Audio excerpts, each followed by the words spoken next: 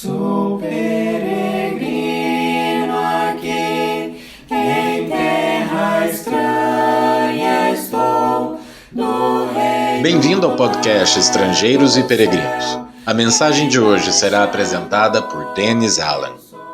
A reflexão de hoje vem do pé da cruz de Jesus.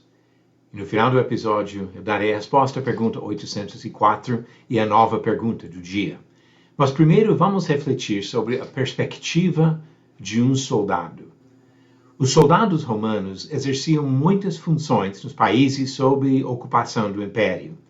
Serviam como policiais, guardas dos reis e outras autoridades, guerreiros e carrascos oficiais. Foi nessa função de executor que um centurião trabalhou numa sexta-feira, quase 2000 anos atrás. Não sabemos os detalhes do papel desse homem naquele dia. Mas, pela sua posição, é bem possível que ele fosse supervisor dos soldados que crucificaram Jesus e 2 ladrões. Como soldado experiente, ele certamente teria testemunhado as mortes de várias pessoas e provavelmente foi pessoalmente responsável por algumas dessas mortes. Teria executado criminosos que mereciam castigo. Naquele dia, os soldados responsáveis pelas execuções receberam mais 3 homens condenados à morte por crimes cometidos. Ou pelo menos foi isso que falaram quando mandaram levar os 3 para o Calvário. 2 dos 3 eram culpados, como eles mesmos confessaram. Foi o outro, aquele judeu na cruz do meio, que chamou a atenção do centurião. Ele percebeu o forte ódio de algumas pessoas que acompanharam a execução desse homem. Pessoas religiosas, supostamente tementes a Deus, acharam prazer no seu sofrimento. Como se não fosse suficiente a tortura da cruz, uma das formas de pena de morte mais cruéis já inventada, essas pessoas atormentaram aquele homem com palavras de zombaria e acusações. O comportamento do homem na cruz do meio chamaria a atenção de qualquer um. Ele não cuspiu na cara dos zombadores e nem replicou com imprecações. Ele ficou quieto durante a boa parte do tempo na cruz. E quando abriu a boca, mostrou sua preocupação com a sua mãe, com o ladrão do lado. E talvez a parte mais impressionante, com os próprios soldados que executaram a sentença de morte. E como explicar aquelas mulheres? Choraram, com certeza, mas mostraram ainda a confiança e respeito pelo homem sentenciado à morte. Uma conversa entre o homem na cruz e 2 pessoas identificou sua mãe. Como entender o procedimento dela? A história que circulou entre os judeus foi que esse homem alegou ser Deus e que seus seguidores acreditavam que a sua mãe o concebeu e deu à luz antes de ter relações com seu marido. Ninguém nunca ouviu falar de uma virgem ter filho. Se esse homem foi iludido, acreditando numa história impossível, sua mãe poderia ter confessado sua mentira, admitido envolvimento com um homem antes de casar, e talvez eles enxergariam o homem como um mero lunático, um coitado inofensivo.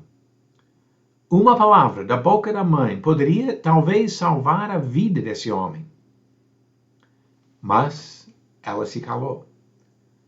Ficou olhando enquanto seu filho, acreditando ser Deus, morreu na cruz.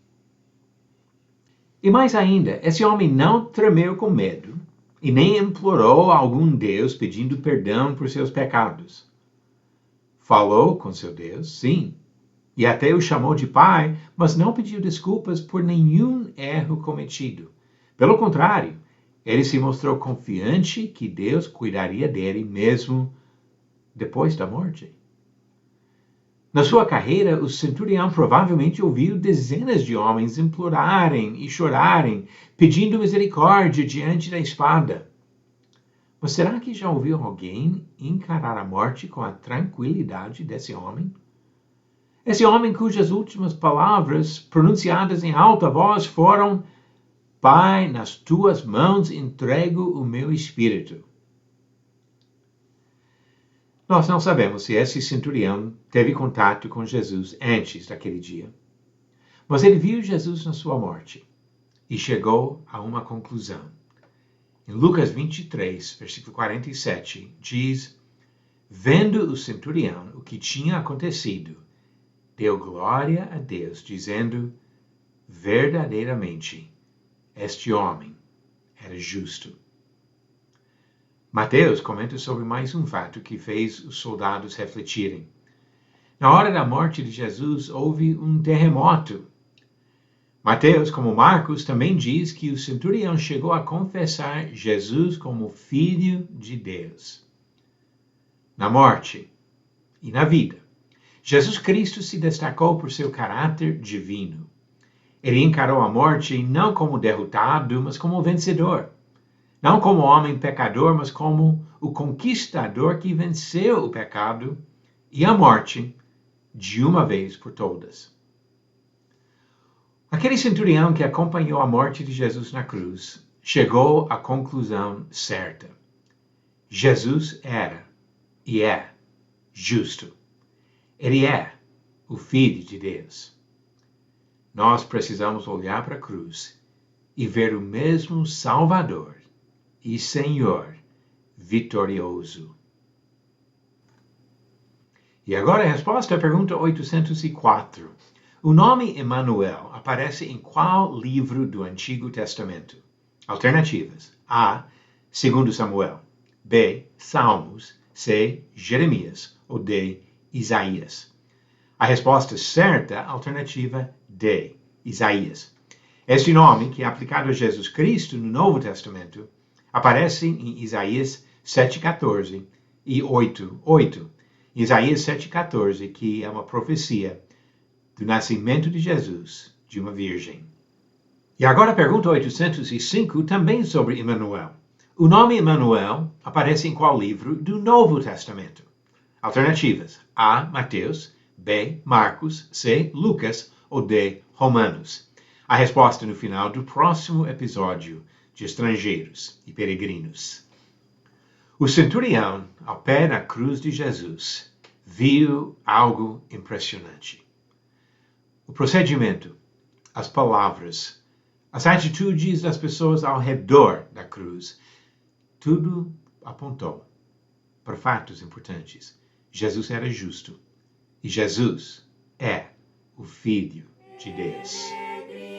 Obrigado por nos acompanhar nessa jornada pelas Escrituras. Volte amanhã para ouvir mais uma mensagem do podcast Estrangeiros e Peregrinos. Seguimos pelo mundo a viajar.